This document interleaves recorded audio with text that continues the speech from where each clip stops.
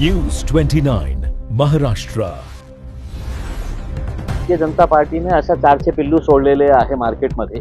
तर आहे ना पंतप्रधान, म्हणजे इतका मोठा पॉवरफुल जादूगार आहे की ते जगातले जे मोठे मोठे युद्ध सुरू होते, हे जादूगार असं म्हणायचं की मी माझ्यामध्ये इतकी ताकद आहे, मी भारतामध्ये बसून हे सगळं युद्ध आम्ही संपवू शकतो. त्याच्यामध्ये काही हे नाही आहे, जादूगार आहे म्हणजे. एमआयएम पार्टी जी आहे ती दहशतवाद्यांची संघटना आहे असे तुमचे मित्र नितेश राणे म्हणतात. काय हे की या माणसाला तुम्ही लोकांनी खूप जास्त महत्त्व दिलेले आहे.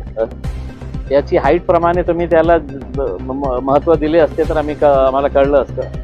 पण काय आहे की दररोज उठून त्याला काहीही विकासाच्या बाबतीत बोलायचं नसतं. फक्त मुस्लिम मुस्लिम मुस्लिम याच मुद्द्याने त्याची राजनीती सुरू आहे. आणि दुर्दैवाने भारतीय जनता पार्टीने अशा 400 पिल्लू सोडलेले आहे मार्केटमध्ये. त्याच्यामध्ये हे नितेश राणे आहे, ते पडळकर आहे, ते नगरचं कोण संग्राम जगताप आहे, ते आमची ते डान्सर बाई कोणती आहे अमरावतीची, ती एक बाई आहे. हे सगळ्या लोकांना सोडलेले आहे. काहीही त्यांना तुम्ही नाही का विकासाच्या बाबतीत विचारलं ना तर ते उत्तर तुम्हाला नाही का मुस्लिमांवरही उत्तर मिळेल तुम्हाला. तर त्यांची राजनीती, त्यांचं जेवण सगळं त्यांचं दररोजचं जे काही चालतं ना ते फक्त मुस्लिमांच्या मुळेच चालत आहे. तर आता नितेश राणेने जे म्हटलेले आहे की एमआयएम जातीवादी संघटन आहे करके, किती लाचार आहे म्हणजे या माणूस. आमच्या एक प्रतिनिधी जे आहे ना, एक मौलाना आहे, मुफ्ती आहे, ते विधानसभेमध्ये बसतो. तुमची ताकद आहे का त्यांना काढण्याची? नरेंद्र मोदी साहेब जे तुमचे पप्पा आहे ना, त्या लोकसभेमध्ये बसतं ना, तर आमच्या तिथे एक वाघ बसतो, त्याचं नाव बॅरिस्टर असदुद्दीन अवैसी आहे. तर तुमच्यात हिंमत असेल ना तर पहिले असदुद्दीन अवैसीच्या बाबतीत काहीतरी निर्णय घ्या. आतंकवादी संघटन असेल तर आतंकवादी संघटनेचा एक सदस्य महाराष्ट्राच्या विधानसभेमध्ये कसा बसू शकतं, हे तुम्ही तुमच्या मुख्यमंत्र्यांना सांगा. काय हे अशा प्रकारचे फालतू स्टेटमेंट देणे, आणि काय हे सभेमध्ये गेल्यानंतर त्याला माईक दिसल्यानंतर नाही का काही बडबड करतो आणि त्याच्या समोर नाही का चिल्लू पिल्लू बसलेले असते, ते टाळ्या वाजवतात आणि त्यांना असं वाटतं की अरे बापरे मी खूप मोठा झालेला आहे. इतकंसं म्हणजे जितकी त्याची हाईट आहे ना त्याच्यापेक्षा किती पटीने त्याचं डोकं हे मेंदू आहे. एक महत्वाचं म्हणजे पेट्रोल डिझेल हे युद्धाचा परिणाम झाला, त्यातून अजूनही आपला महाराष्ट्र करू शकलेला नाही. छत्रपती संभाजीनगरमध्ये वाळूजमध्ये एकाने डोकं फोडून घेतलं, गॅस मिळत नव्हतं म्हणून, अजूनही काय माहिती. पण हे मान्य करायला कोणीही तयार नाही आहे ना.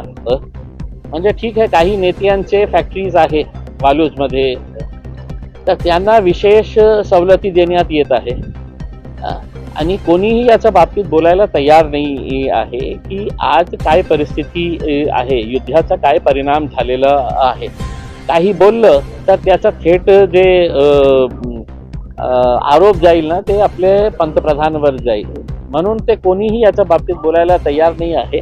आता तुम्ही जे परिस्थिती बघत आहे, आमची तर चिंता हे आहे की येणाऱ्या काळामध्ये खूप भयानक परिस्थिती निर्माण होणार आहे आणि याच्या बाबतीत आमची अपेक्षा आहे की केंद्र आणि राज्य सरकारने याच्या बाबतीत घाणेरडे राजनीती न करता चांगल्या रीतीने ते हँडल करायला पाहिजे. तुमची नगरसेविका सर्वाधिक जास्त चर्चेत राहिली आहे निवडणुकीमध्ये, तर आता तिला टार्गेट केलं जात आहे आणि जे प्रमाणपत्र आहे ते बनावट आहे असं म्हणून आता तुम्हाला सत्ताधारी पक्ष नव्हता.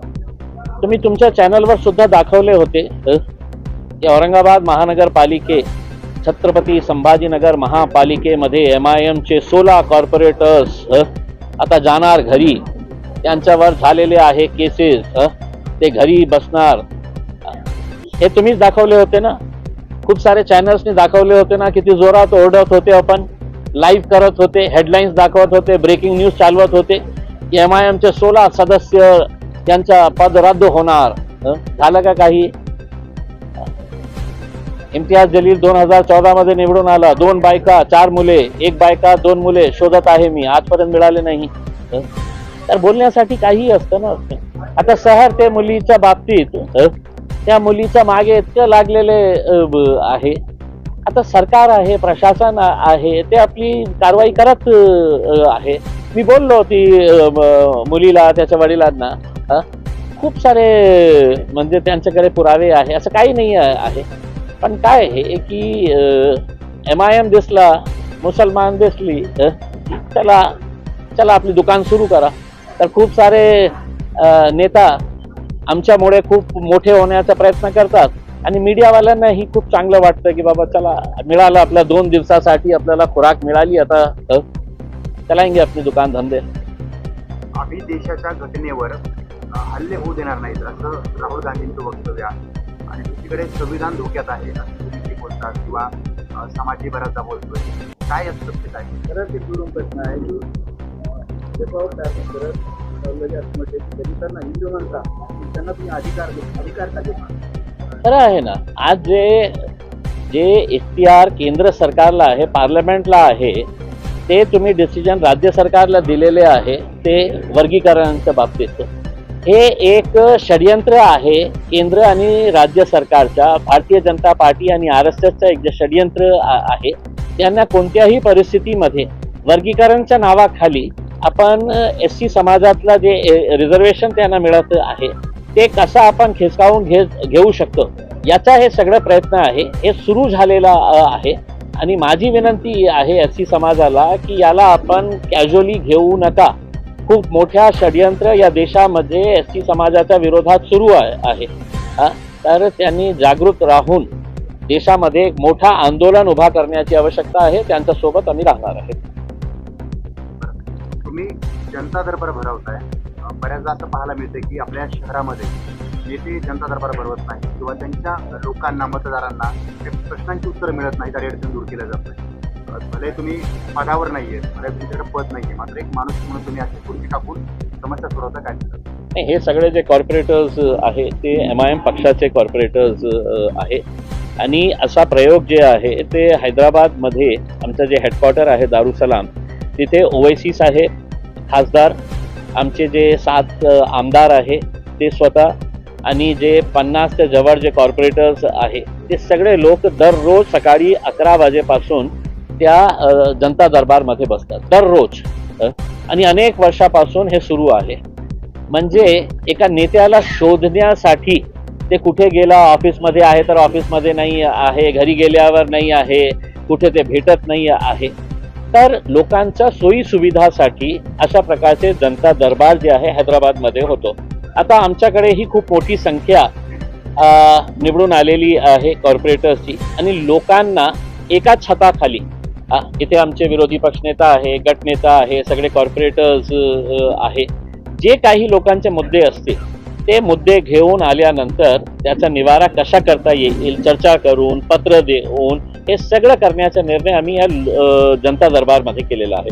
आज हे पहिला जनता दरबार आहे दारुसलाममध्ये. आमचा प्रयत्न हे आहे की पॅनल सिस्टममध्ये जे 4 कॉर्पोरेटर्स निवडून आलेले आहे त्यांच्या पॅनलमध्ये ही जनता दरबार आपण भरवू. ते 4ही कॉर्पोरेटर्सला बोलवू एका ऑफिसमध्ये आणि त्या एरियातले लोकांचा त्याचा एक शेड्यूल तयार करून, टाइम टेबल तयार करून अशा प्रकारचाही आम्ही प्रयोग